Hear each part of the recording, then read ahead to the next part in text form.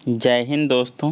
देखिए आज हम आपको कराने वाले हैं, देखिए यूपी ट्रिपल एसएससी की में एक नई बुक है, ठीक है, जिसमें क्या है चैप्टर पेट के बारे में पूरा चैप्टर वाइज दिया गया है, ठीक है, पूरा चैप्टर वाइज। देखिए ये है पेट का बुक, ठीक है, इसमें आपको पूरा सिलेबस दे रखा है। पहले इन्होंने क्या भारतीय इतिहास का सारा कुछ दे रखा है, पूरा भारतीय इतिहास दे रखा है। उसके बाद आगे इन्होंने भारतीय राष्ट्रीय आंदोलन दे रखा है पूरा, ये देखिए अलग से, ठीक है। उसके बाद इन्होंने क्या विश्व का भूगोल, ठीक है।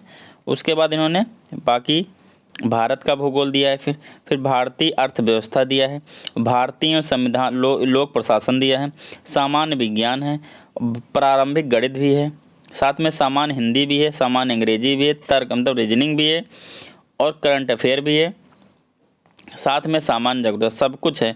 और ये सब क्वेश्चन प्रीवियस ईयर में कहीं ना कहीं आए हैं, ये सिलेबस दिया गया है, ये क्या सिलेबस है, और इसमें सारे क्वेश्चन यूपी ट्रिपल एसएससी के द्वारा पूछे गए हैं। तो ये मैं पूरी बुक आप लोगों को यहीं पे सॉल्व कराने वाला हूँ, ठीक है। आज इसके मैं कुछ क्वेश्चन आप लोगों को कराऊंगा। देखिए सबसे पहला क्वेश्चन आपका डियर है, हड़प्पा का इनमें से कौन सा नगर 3 भागों में विभाजित है? तो वो है धौलावीरा। धौलावीरा 3 भागों में विभाजित है, अपर, मध्य और निचला, ठीक है, ऊपरी, मध्य और निचला 3 भागों में विभाजित है, ठीक है। ये कहाँ पड़ता है धौलावीरा, ये भी ध्यान रखिएगा। धौलावीरा आपका गुजरात के कच्छ केरल में पड़ता है, ठीक है, गुजरात में पड़ता है। बहरहाल कहाँ जा रखना है, धौलावीरा कहाँ पड़ता है, गुजरात में पड़ता है, ठीक है। नेक्स्ट क्वेश्चन देखिएगा डियर, हड़प्पा संस्कृत की मोहर और टेराकोटा कला पर निम्नलिखित में से किस जानवर को दर्शाया नहीं गया है? तो ध्यान रखिए गाय को नहीं दर्शाया गया है, बाघ भी मिलता है, गैंडा भी बना हुआ है और हाथी भी, लेकिन केवल क्या नहीं बना हुआ है, केवल बना नहीं है आपका गाय, ठीक है। नेक्स्ट बढ़ते हैं डियर, नेक्स्ट क्वेश्चन क्या है देखिए, नेक्स्ट क्वेश्चन आपका देख लेते हैं क्या है। देखिए डियर नेक्स्ट क्वेश्चन, 2 क्वेश्चन हो गए, तीसरा क्वेश्चन देखिए आप। तीसरा क्वेश्चन डियर है, मोहनजोदड़ो शब्द का अर्थ है? तो मोहनजोदड़ो शब्द का अर्थ है mount of the dead. Mount क्योंकि इसको मृतकों का टीला कहते हैं, हिंदी में क्या लिखा होगा, मृतकों का टीला, ठीक है। आगे बढ़ते हैं डियर, नेक्स्ट क्वेश्चन देखते हैं क्या है। नेक्स्ट डियर आपका है, सिंध घाटी सभ्यता के बारे में इनमें से कौन सा कथन सत्य है? तो आइए पढ़ते हैं। सिंधु घाटी के लोग कपास का उत्पादन करने वाले पहले थे। हाँ यही सही है आपका, वो पहले कपास से ही उत्पादन हुआ था। नेक्स्ट ये देखिए 2018 में आया हुआ क्वेश्चन, यूपी ट्रिपल एसएससी के द्वारा पूछे गए सारे क्वेश्चन कहीं ना कहीं एग्जाम में पूछे गए हैं, ठीक है। नेक्स्ट देखिए, नेक्स्ट क्वेश्चन आपका है, हड़प्पा सभ्यता के एक हिस्से लोथल की खुदाई की खोज किसने की थी? तो एक हिस्से की थी एस आर राव ने। किसने की थी? एस.आर.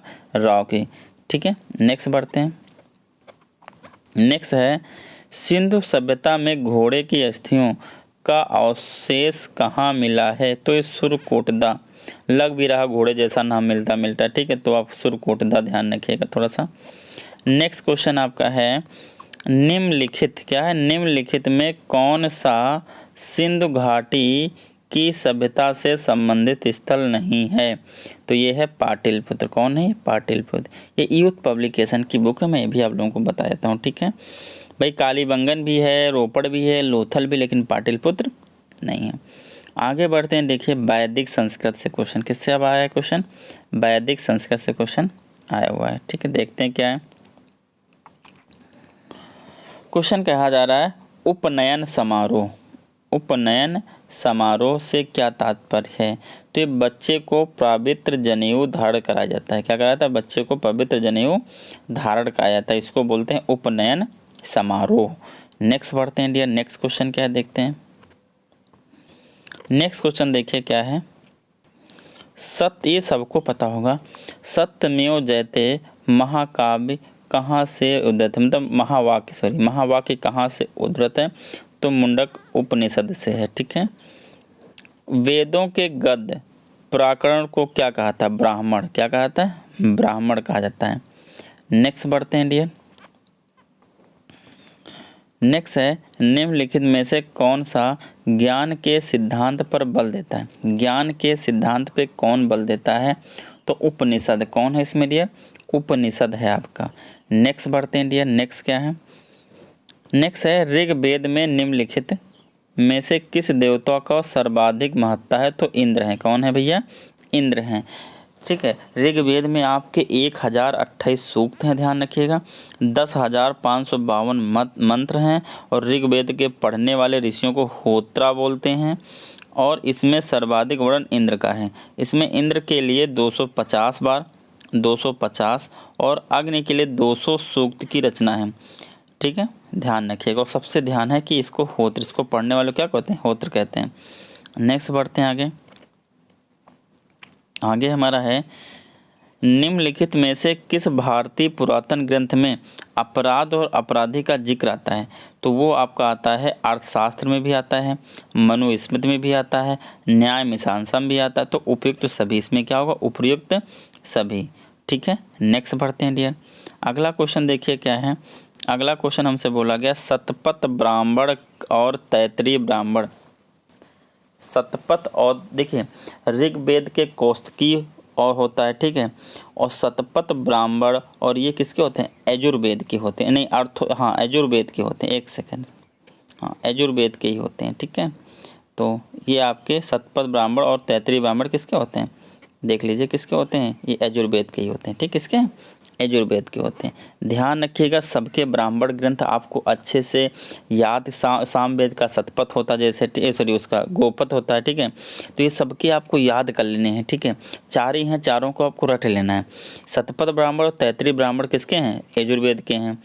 इसी तरह कौस्तुकी और ऐतरेय किसके होते हैं, ऋग्वेद के होते हैं। गोपथ किसका होता है, सामवेद का होता है। ये सारे आप लोगों को याद कर लेने हैं। ठीक है, तो देखिए इसमें लिखा भी है शतपथ ब्राह्मण और तैत्तिरीय ब्राह्मण यजुर्वेद के ब्राह्मण ग्रंथ हैं। इसी प्रकार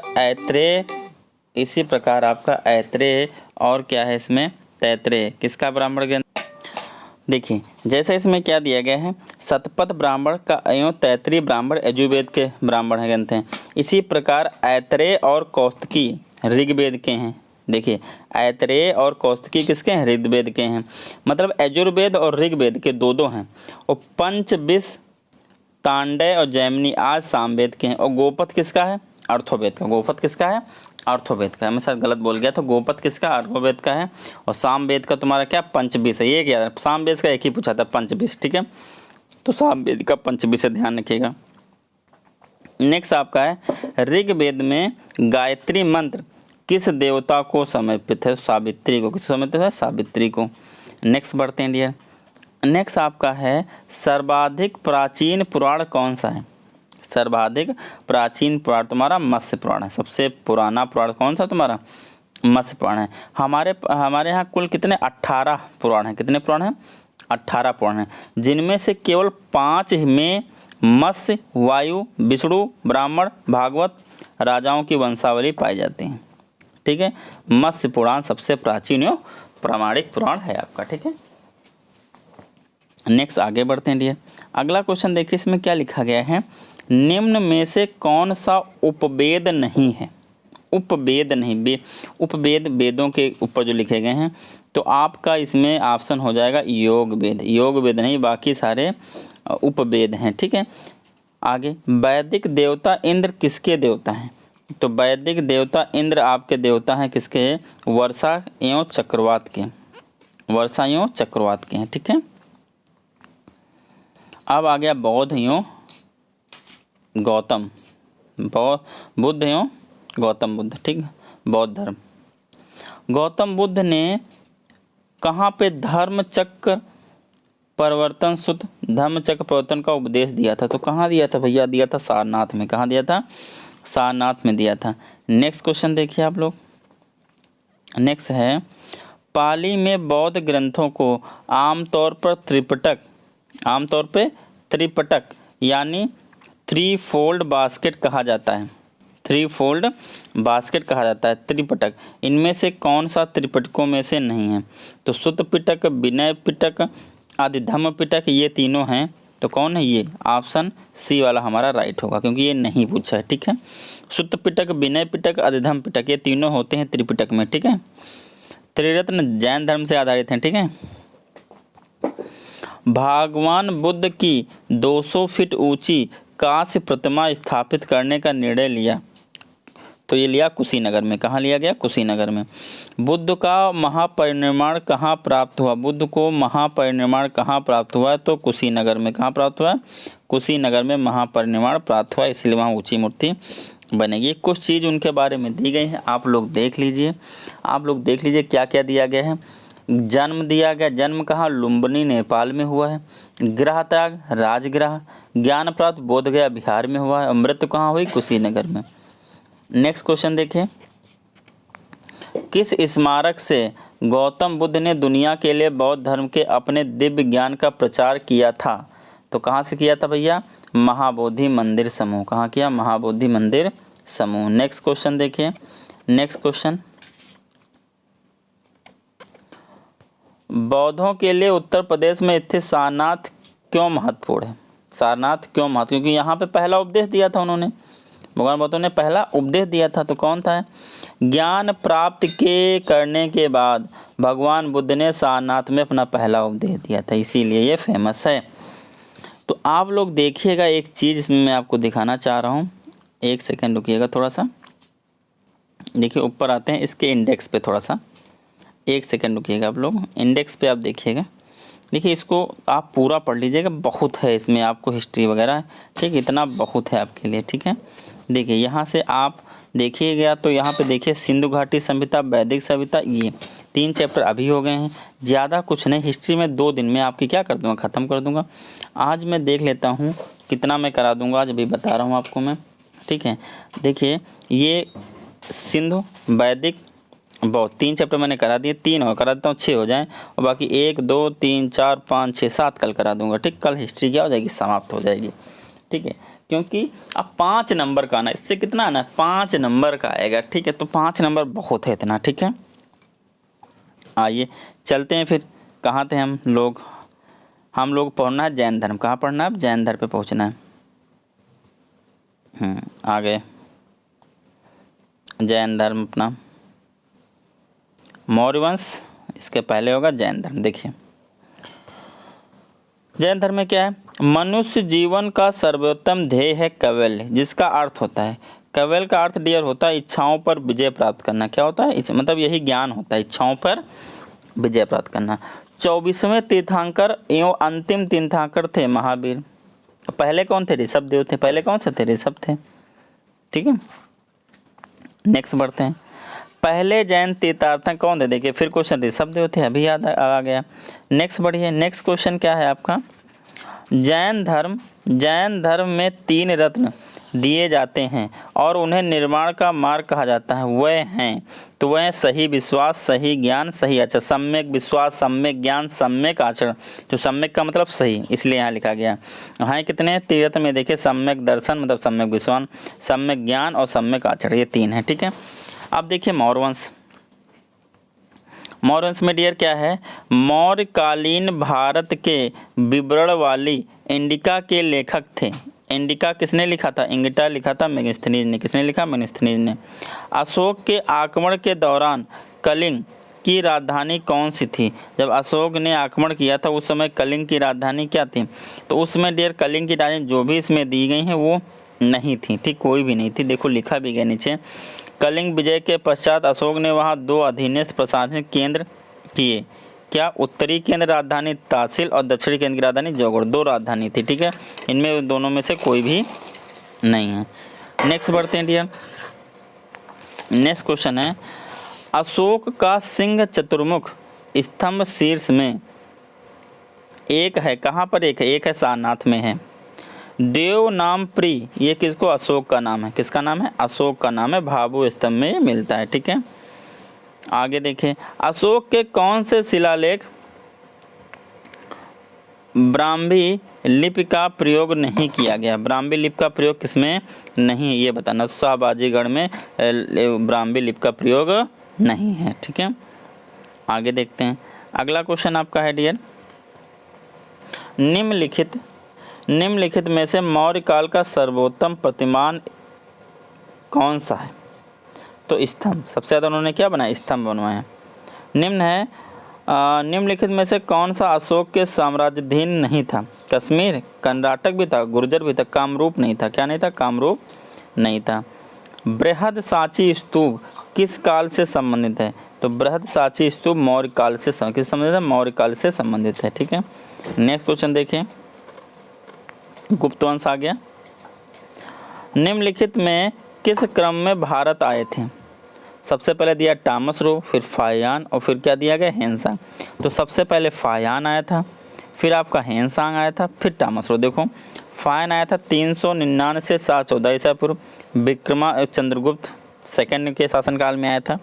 हेनसांग हर्षवर्धन के शासनकाल में आया था और टॉमस रो का था जहांगीर के शासनकाल में आया था। ठीक है, नेक्स्ट बढ़ते हैं। नेक्स्ट क्या है? भारतीय इतिहास में धन्वंतरी कौन थे? वैद्य थे, एक चिकित्सक थे। तो चंद्रगुप्त विक्रमादित्य के सभा को सुशोभित करने वाले प्रसिद्ध चिकित्सक थे। नेक्स्ट पढ़ते हैं डियर। नेक्स्ट आपका है चरक संहिता संबंधित है। चरक संहिता किससे संबंधित है? तो संबंधित है चिकित्सा से। किससे संबंधित है? चिकित्सा से संबंधित है। नेक्स्ट क्वेश्चन देखते हैं। खगोलविद वारामिरे और कवि कालिदास किसके दरबार का हिस्सा थे? तो विक्रमादित्य के दरबार के हिस्सा थे, विक्रमादित्य चंद्रगुप्त। ठीक है, नेक्स्ट आगे बढ़ते हैं डियर। अगला क्वेश्चन क्या है? विक्रम संवत प्रारंभ हुआ।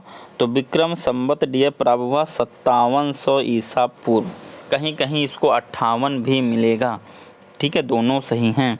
ईसा पूर्व लगा दीजिए। देखिए कुछ संवत यहाँ लिखे हैं। विक्रम संवत 58 ईसा पूर्व, शक संवत 78 ईस्वी में शुरू हुआ और हिजरी संवत 622 जिसपे मुसलमान लोग अपना कैलेंडर जिनका बनता पैगंबर मोहम्मद साहब का कनिष्क और विक्रमादित्य। ठीक है, तो विक्रम संवत 58 ईसा पूर्व या 57 ईसा पूर्व, शक संवत 78 ईस्वी और हिजरी संवत 622 ईस्वी। ध्यान रखिएगा, तीनों पूछे जाते हैं खूब।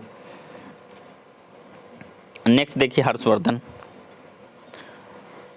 हर्षवर्धन ने 5 इंडीज को अपने नियंत्रण में लिया।